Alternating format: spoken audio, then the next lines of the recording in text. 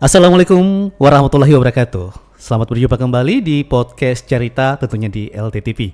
Kali ini kita akan bercerita atau membahas tentang ancaman dari semua atau seluruh Indonesia individu seperti stunting.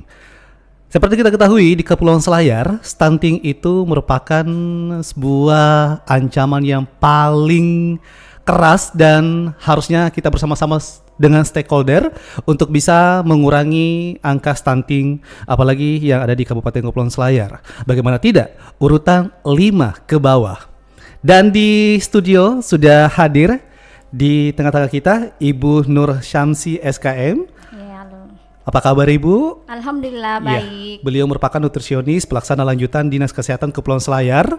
Dan kita akan membahas atau sharing tentang stunting, apalagi kita temui di lapangan mungkin Bu ya.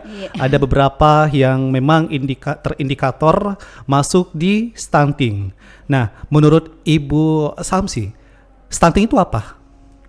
Ya, sampai sejauh ini stunting itu adalah gangguan pertumbuhan dan perkembangan pada balita karena kekurangan gizi kronis dan adanya infeksi berulang. Nah, khususnya di 1000 hari pertama kehidupan, sehingga anak itu memiliki panjang badan itu lebih pendek dari usianya. Dari usianya berarti tidak seimbang dengan usia dan tinggi badan. Panjang badan. Oke. Nah, untuk pemenuhan gizi ketika kita tahu si anak ini memang termasuk untuk kayak memenuhi indikator stunting itu kayak gimana? Ya, selama ini kan ya kita fokus di 1000 hari pertama kehidupan. 1000 hari pertama kehidupan itu mulai sejak janin ya, terbentuknya janin itu sampai usia 23 bulan. Ya, atau masuk 24 bulan. Oke. Berarti Bu, kalau berbicara tentang stunting dan tadi sempat disinggung tentang pada saat si bayi ini masih berbentuk janin itu memang harus diperhatikan asupan gizinya. Ya, apakah memang terpengaruh juga pada saat mereka masih remaja si ibu ini atau si bapak ini? Untuk pemenuhan gizi itu sebenarnya di awal dari remaja putri. Remaja putri. Ya, itu harus itu terpenuhi gizinya pada Kenapa saat ke remaja putri, Bu? Ya, karena remaja putri dia adalah calon ibu. Calon ibu. Ya, nantinya akan melahirkan, akan hamil nantinya ya pada saat usia matang, dia akan hamil dan melahirkan bayi. Oke, jadi selain pemenuhan gizi kepada remaja putri dan juga tentunya remaja putra juga harus diperhatikan juga kondisi dari asupan gizinya. Ini apa saja yang masuk indikator bahwasanya nantinya kayak faktor-faktor apa saja dari si ibu hamil atau mungkin dari faktor lingkungan atau cara bergaul atau bagaimana? Ya, maksudnya cara yang faktor yang mempengaruhi. Iya. Ya, jadi faktor mempengaruhi stunting ini ya, itu yang pertama pola makan. Pola makan. Ini termasuk juga pola makan ya? Pola makan. Nah, ini pola makan kan di situ pemenuhan gizinya pemenuhan di situ. gizi. Ya, ini hal yang utama Bu hal yang utama. Kemudian itu pola asuh. Pola asuh. Oh, berarti pola asuh juga termasuk ya untuk pencegahan stunting. Ya, betul sekali. Kenapa masuk di pencegahan stunting? Ya, ini pola asuh kan di sini yang pola asuh bagaimana seorang keluarga kayak bisa memperlakukan keluarganya dengan baik dan harus bisa mungkin sudah ada ketentuan dari kayak pola hidup sehat pola hidup sehat. Seorang ibu hamil itu harus tahu sebelum hamil untuk pemenuhan gizinya harus tahu pastinya tentang gizi yang baik untuk nantinya pada saat hamil. Selain itu apalagi kemudian sanitasi harus sanitasi yang layak ya. Yang layak. Khususnya pemenuhan air bersih. Ini berarti masuk juga ya untuk dikategorikan kalau seumpama nantinya gara-gara inilah yang nantinya bisa menyebabkan stunting. Iya, betul sekali. Ternyata pola hidup sehat itu harus disuarakan atau disosialisasikan sejak dini ya kepada keluarga. Nah, kalau kita lihat Bu ya di lapangan ini bagaimana peran serta dari Dinas Kesehatan tentang pencegahan stunting, apalagi kita tahu Kepulauan Selayar itu 5 ke bawah. Ini semoga saja saya tidak salah ya. Dan bagaimana tindakan dari rekan-rekan di Dinas Kesehatan terkait hal ini? Ya, sebenarnya ini kalau dari tahun 2021 ke tahun 2022 memang angka stunting di Selayar itu mengalami peningkatannya dari 27,7 naik menjadi 32,1. Jadi kenaikannya itu 4,4%. Ya, bukan berarti kami di Dinas Kesehatan itu tidak bekerja. Iya, betul, betul. Cuma ini kan survei ya, SSGI. Iya. Ya, kalau dibandingkan dengan data aplikasi PPGBM, itu sebenarnya rendah. Ya, itu berarti ada data yang bertolak belakang loh kalau seperti ini. Ya, sebenarnya bisa kita harus sandingkan ini. Karena kalau SSGI ini ya 32,1 itu angka yang cukup tinggi sebenarnya. Karena itu ada beberapa alasan di sini. Alasan kami di Dinas Kesehatan itu kenapa mengalami peningkatan? Ya, ini salah satunya adalah BS-nya bertambah. Dan kebanyakan BS-nya itu adalah yang masuk lokus. Nah, memang di situ yang diukur adalah anak-anak yang pendek dan sangat pendek. Betul. Jadi karena udah pendek, terdata lah yang mendekati stunting ini. Jadi mungkin itu menjadi acuan datanya, mungkin saja. Upaya-upaya kami dari Dinas Kesehatan itu banyak, sudah banyak yang kita lakukan. Mulai dari pencegahan dari remaja putri itu sudah diberikan tablet tambah darah. Betul. Edukasi, screening kesehatan. Chatting calon pengantin. Itu yang paling utama juga. Itu sudah kita lakukan. Sudah berjalan sebelum ada stunting saja ini sudah dilakukan kegiatan-kegiatan ini. Baik. Kemudian pemberian PMT, PMT lokal itu juga diberikan sudah diberikan. Dan ini berlangsung sampai sekarang, masih tetap berlangsung sampai sekarang. Itu pun tahun depan masih direncanakan, masih dianggarkan. Oke, bagus, kerjasama dan sebuah kerja keras yang sangat diapresiasi ya untuk Dinas Kesehatan. Bu, ini kan kita lihat stunting merupakan sebuah ancaman yang menurut saya pribadi ini merupakan sebuah kayak individu, bukan hanya saja per orang, tapi per keluarga atau yang ada di lingkungan. Nah, siapa yang bertanggung jawab? Kalau yang bertanggung jawab itu semua bertanggung seperti jawab. Apa yang dibilang ketua penurunan angka stunting Pak Wakil Pak kemarin. Wakil, dia sebagai ketua TPPS di beliau mengatakan ini tanggung jawab kita bersama. Betul, jangan menitik beratkan kepada dinas atau petugas di kesehatan. Kalau selama ini mungkin seakan-akan stunting itu adalah milik dinas kesehatan. Milik dinas kesehatan itu. Bu, siapa yang Ibu dari dinas kesehatan, siapa yang dirangkul untuk ayo kita bersama-sama untuk bisa mengurangi angka stunting? Apakah ada kader atau dari PKK atau dari mana? Semua dari semua PKK, stakeholder. Semua stakeholder. Jadi OPD juga itu semua punya tanggung jawab ya. Beda programnya mereka berbeda juga Tapi bersama-sama bergandengan tangan. Kita bersama-sama mengintervensi stunting ini. Anak-anak yang menderita stunting. Oke, di wilayah Selayar kita tahu ini kita berada di kepulauan. Kira-kira di wilayah mana, Bu? Nggak usah nyebut desanya atau wilayahnya. Mungkin dari wilayah ABC ini yang memang indikasi kalau tempat ini ada beberapa yang sudah masuk stunting. Oh, yang itu kecamatan saya sebut ya. Ya, nggak apa-apa, Bu. Kecamatan Bontoharu. Dan kecamatan Pasimarano.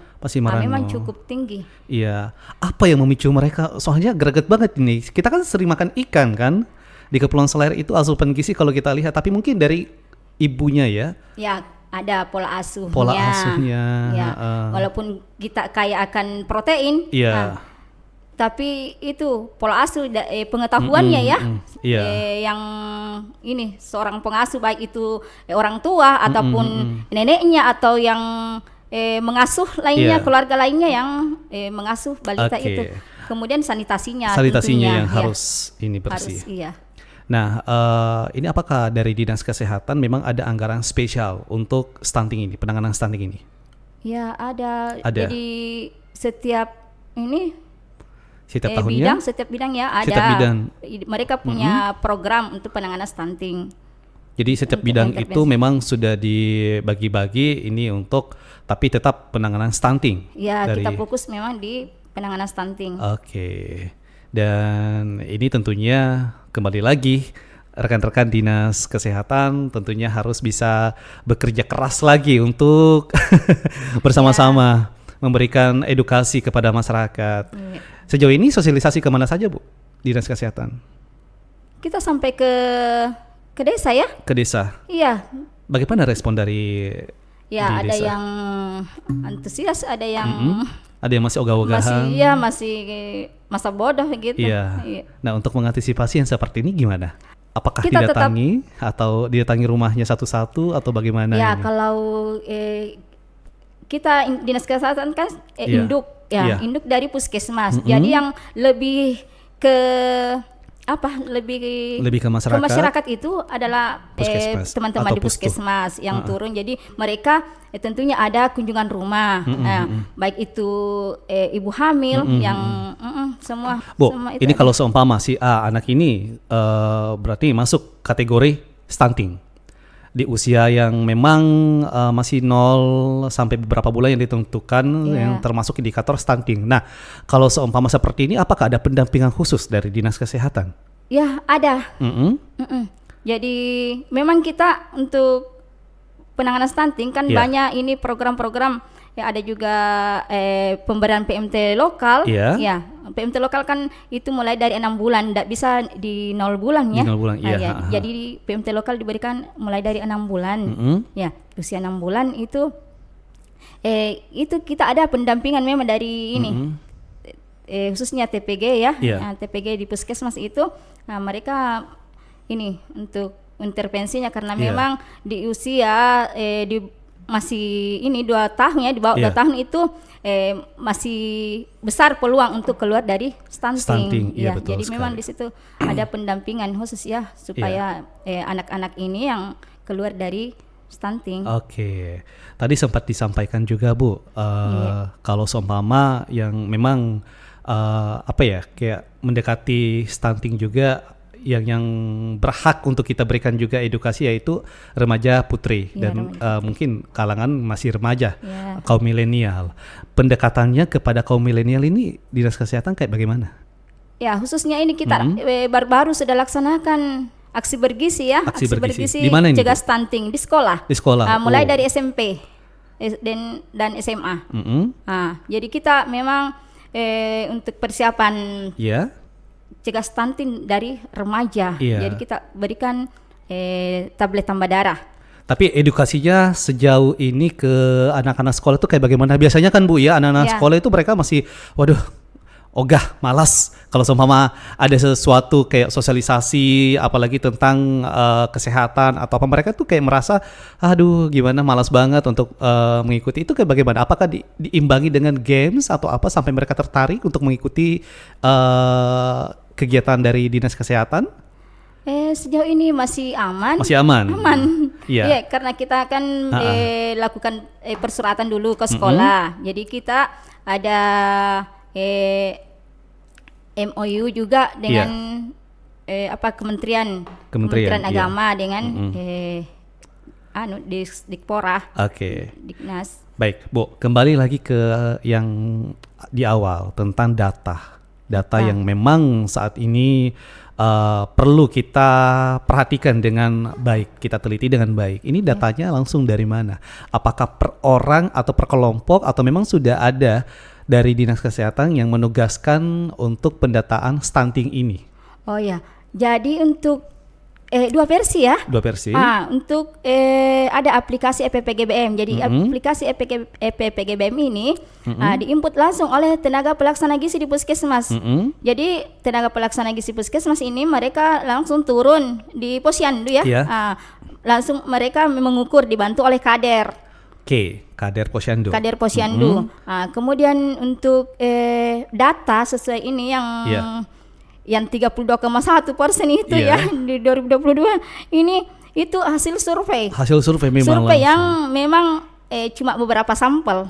Dari satu BSI itu cuma 10 sampel. 10 sampel ya. Dan ini yang menjadi acuan. Selayar itu sampai 5 ke bawah. Dan ini menjadi PR kita semua.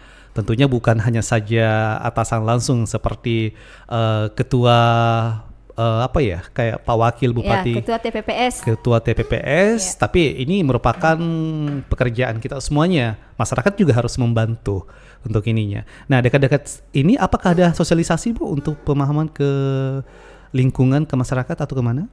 Kalau sosialisasi itu sudah sering sekali dilakukan. Nah, respon dari masyarakat itu kayak bagaimana? Ya, alhamdulillah. Masih aman. Ya, ada yang responnya. Masih ada yang ini. Karena lumayan. Ya, karena kan kita tahu tentang sebuah pemahaman atau edukasi tentang kesehatan yang sering kali mungkin ketika kita berada di posyandu atau di tempat sosialisasi, kalau sepama itu terus yang mau kita bahas, otomatis audiens akan bosan. Jadi bagaimana narsum bisa supaya mereka tertarik dengan ini, dengan adanya edukasi yang membuat mereka itu kayak oh iya seperti ini harusnya, kayak pola hidup sehat itu kan semuanya berawal dari pola hidup sehat. Iya, dan memang harus dari rumah, lingkungan, tempat tinggal dan sekolah gitu. Bu, ini kita aja. Ya, kenapa? Ini tadi juga kami dari ini. Puli Bunging. Ada kelas ibu hamil. Sebenarnya sudah dilakukan teman-teman dari puskesmas untuk kelas ibu hamil ke desa-desa. Cuma kami juga di Dinas Kesehatan punya program itu, kelas ibu hamil, aksi bergizi melalui kelas ibu hamil. Jadi semua ibu hamil dalam wilayah puskesmas itu mereka diundang ke puskesmas. Dan ini sangat penting, sangat penting banget untuk pemahaman juga bahwasanya sejak dini tuh harus khususnya itu 1000 hari pertama kehidupan. Khususnya si ibu hamil ini ya. Jadi di situ kita ada edukasi, semacam wejangan penyuluhan kepada ibu hamil, kemudian ada senam juga. Jadi saya untuk beberapa hari ini alhamdulillah dengan antusias mereka datang. Alhamdulillah Bu kita disambut dengan baik. Jadi gini Bu, kalau seumpama dalam keluarga, kalau saya punya tinggi badan yang tidak tinggi, terus istri saya juga mempunyai tinggi badan yang tidak tinggi, otomatis keturunan saya kan pendek. Ini bagaimana ini? Apakah masuk indikator dari stunting atau bagaimana nantinya kalau ketika dia sudah besar atau pada saat dia masih kecil dan memang tinggi badannya tidak mencukupi dengan usianya? Nah, sebenarnya Pak itu untuk faktor genetik faktor genetik itu penyumbangnya itu hanya kisaran 26% ya. 26%. Berarti di sini memang asupan gizi selebihnya asupan gizi. Oh, gitu ya. Berarti tidak kayak termasuk lingkungan. Jadi itu berpengaruh. Pola asuh juga Bu ya. Sejauh ini yang saya tahu sih tentang stunting. Baik. Dari Dinas Kesehatan sejauh ini sudah melakukan sosialisasi kepada masyarakat, ke sekolah-sekolah, dan mereka memberikan pemahaman tentang pola hidup sehat agar nantinya tidak kena stunting. Karena stunting itu bukan penyakit, tapi stunting itu merupakan sebuah seperti yang saya bilang tadi, ancaman. Kalau seumpama dibiarkan secara kontinu, maka nantinya akan berlanjut pada saat dia remaja dan seterusnya Bu ya. Akan mempengaruhi tingkat kecerdasannya. Kembang kognitifnya itu akan terhambat. Kemudian mudah sakit juga. Mudah sakit. Dan ini merupakan sebuah Untuk anak-anak yang masih duduk di bangku sekolahan itu memang harus diperhatikan gizinya juga. Ya, Iya.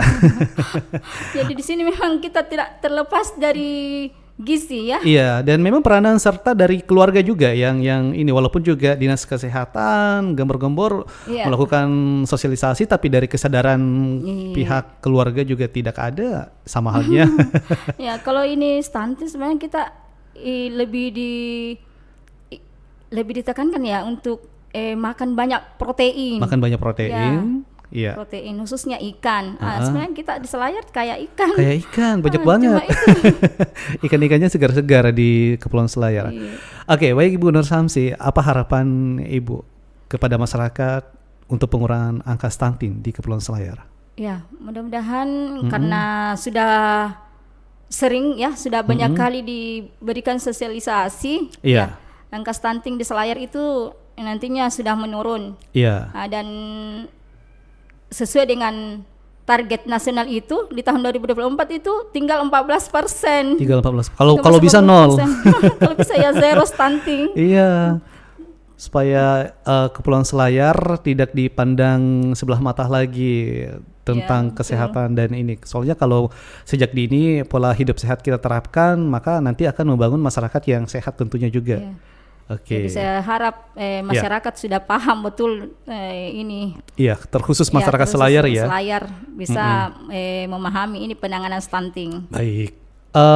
Pemirsa yang ada di mana saja berada, podcast Carita di kesempatan kali ini tentunya di LTTP cukup asik ya pembicaraan atau pembahasan kita tentang stunting, karena masyarakat lebih paham tentang bagaimana cara kita mencegah stunting dan bagaimana cara kita menanganinya, terus pola hidup sehat yang selalu harus kita terapkan seperti apa yang telah disampaikan tadi narasumber kita.